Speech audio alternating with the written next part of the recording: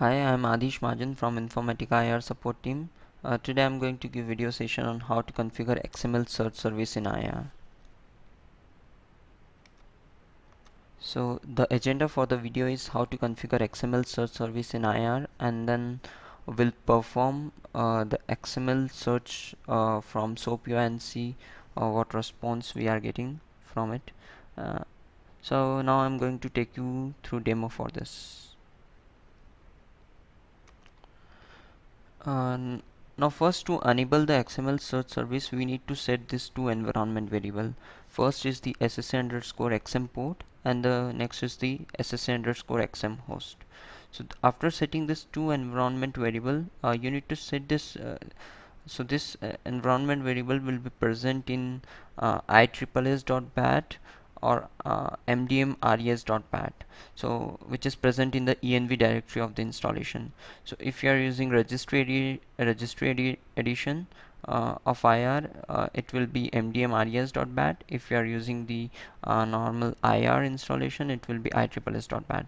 So in the so this file will be present in the env directory of the IR installation, where we need to set this two environment variables to enable the XML search service. Now after setting these two variables, once we are going to start the servers using IDE subscripts, the XML search server will start. Now apart from setting these two variables, we need to configure one file called xmserve.xml, which will be present in the bin directory of the IR installation. Now this xmserve.xml can be configured in two modes. One can be in the generic mode, other can be in the custom mode. If we configure it in the generic mode, all the searches and all the systems and all the searches present in that system will be visible to the client. Now in this video, we are going to see how to configure it in the custom mode, because we want to restrict the searches which will be visible to the client. Now first tag of the if we see the xmserve.xml file, we need here we see the mode, which is custom. Now we can define profiles in the xmserve.xml. So in the profile, we can give the name of the profile. It can be any name, logical name, and each profile can have many rules. Now this rule, under each rule we'll give the information like what is the rule based string, what is the system name uh, that we want to access, and the search name. Now let's say in this system, if you have two searches, so we can give the we can give the two searches using this search tag. So let's say the first search is the search underscore name, which is present in the test system. So I'm going to tell you which two searches are present in the system. So I have search.name, which is present in the system, and search.address. Now if you want both the searches to be visible to the client, which will be accessing this web service, so we can configure it here. So we need to we can define this number of search name. I have search underscore name I have defined using this search tag, and we can repeat the number of searches, any number of searches which is present under this system under this rule. Now we can define as many profiles as we can, and we can define many rules under this profile.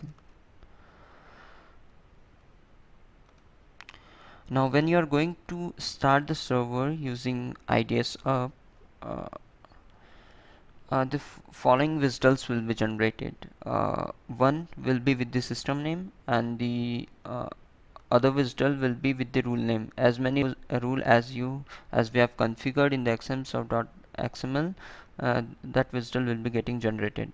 So now we will see how we'll access this test.whistle from SOAP UI and see the request that gets generated, and we'll send a sample search request from the SOAP UI and see the response that we are getting. So let's say I have following name and the addresses in the IDT table of the system. So I'm going to search for this name from the SOAP UI, and we'll see the response that we are getting.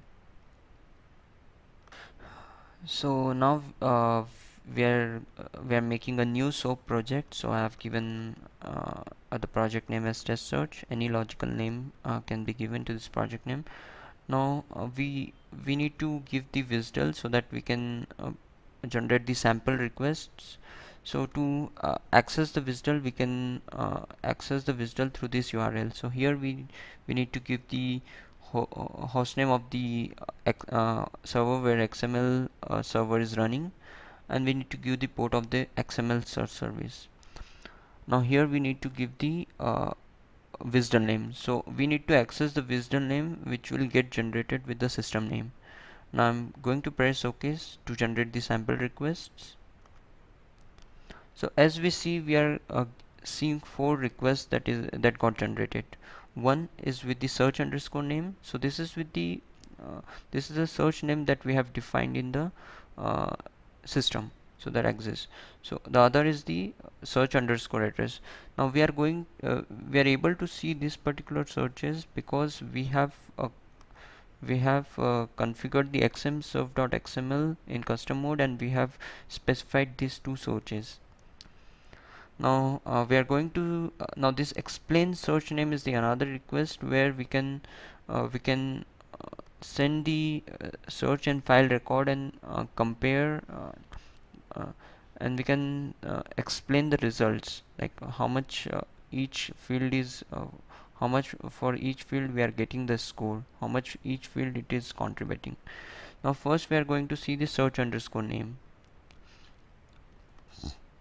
So this is the sample search request that we need to send to the XML server so that we will get the response from the server. Now we have different parameters that can be sent. So this is logout, log error, and log test. So this is generally so here we can specify any directory if we want to trace the server output, if we want to trace the server error. So this will be the directory which exists at the server side. Now this is again here we can specify the directory with the file name, which if we want to trace, if we want to trace the search, uh, if we want to have the search trace in that file. Now here we can specify the work directory which will be used by the XML search server for its uh, output. Now here we can specify the search width and the mesh tolerance if we want to override the default which is defined in the search definition. Now I'm going to remove all of this because if we want to give the uh, values, we can provide it the path which will override the, if you will define here the search with typical, it will override the one which is defined in the SDF uh, in the search definition. Now here I'm going to give the system name, which is my test system.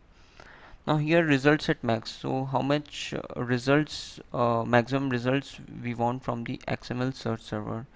So let's say if we are going to get 2 results, if we specify max as 1, so we'll get the 1 results from the response, the first result from the response. Now here I'm going to pass the name. Here I'm going to pass the address, which is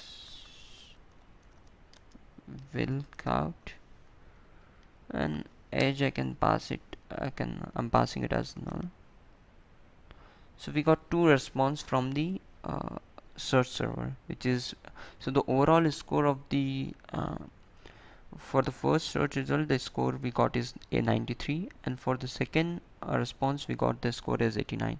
Now if we want to see how much each field has contributed to the overall score, we can use this XML search name request. Now I'm going to show you this.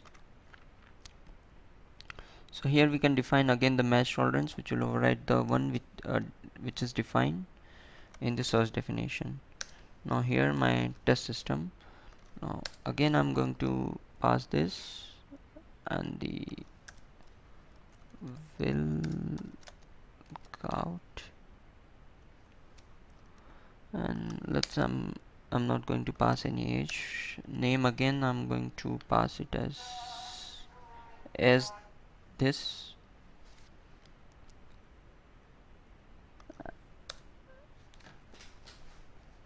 and the address we are going to pass.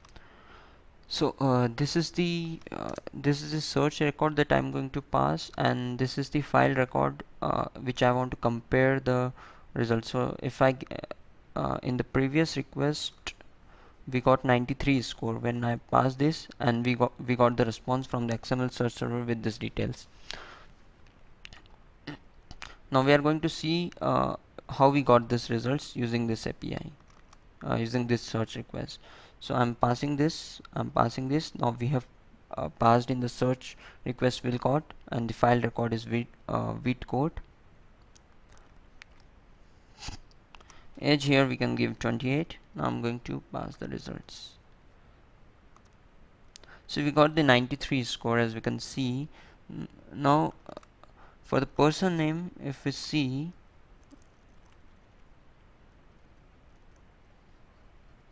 it has contributed for the address, it has contributed the score of 65, where this was the search, this was the file record, and this was the search record.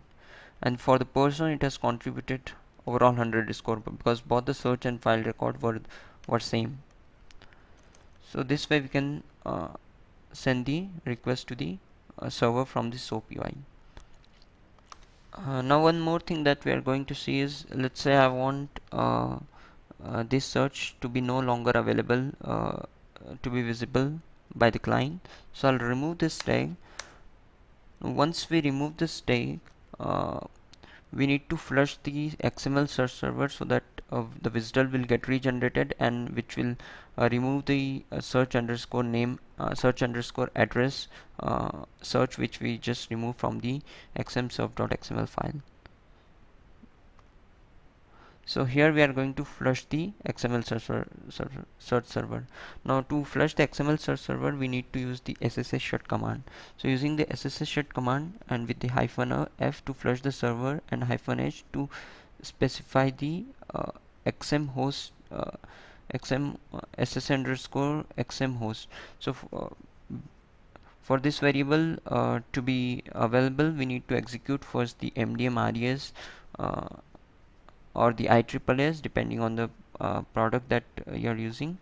So you need to execute that script which is present in the env directory, so that this environment variable will be accessible. So once after executing that script, we can run this ssh shut command with -f option and -h, and which will with specifying the xm host variable. So after running this,